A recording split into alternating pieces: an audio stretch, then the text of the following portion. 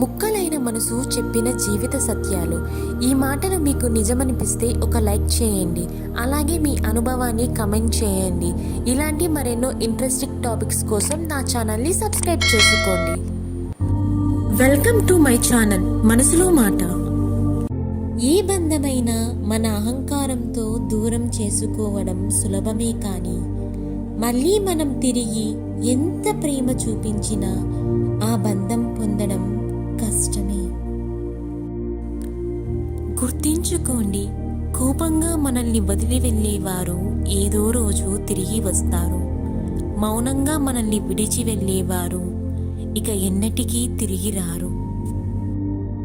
నటనతో కూడిన బంధాలు ఉన్నా ఒక్కటే, పోయినా ఒక్కటే.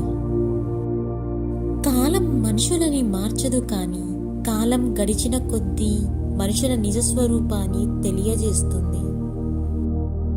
నీకు నచ్చినట్లు బ్రతకాలంటే ధైర్యం కావాలి.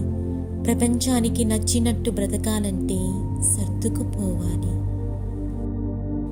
ఎక్కువగా నమ్మటం, ఎక్కువగా ప్రేమించటం, ఎక్కువగా ఆశించటం ఫలితంగా వచ్చే బాధ కూడా ఎక్కువగానే ఉంటుంది. చెయ్యి జారిన బంధం, నోరు జారిన మాట ఎప్పటికీ తిరిగి రావు. అందుకే మాట్లాడే ముందు బాగా ఆలోచించి మాట్లాడు.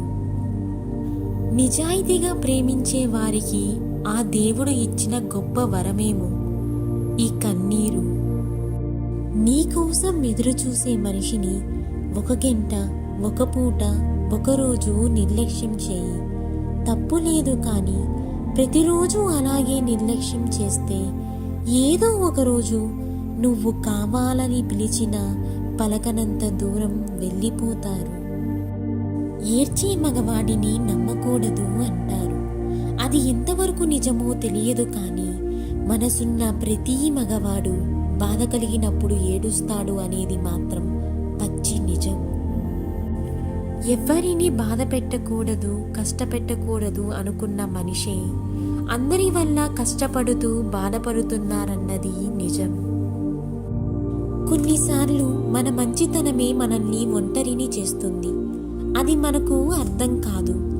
అర్థమయ్యేసరికి మన దగ్గర ఏమీ మిగలదు. కళ్ళల్లో కన్నీరు, గుండెల్లో బాధ తప్ప. ఒక్కసారి మనసు చచ్చిపోతే మాట్లాడాలి అనే ఆలోచన కూడా చనిపోతుంది.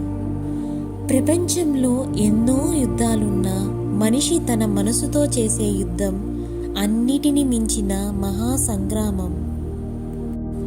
బాధపెట్టి బంధాన్ని పట్టుకొని బాధపడుతూ బ్రతకడం కంటే ఆ బంధాన్ని వదిలేసి ప్రశాంతంగా బ్రతకడం మంచిది.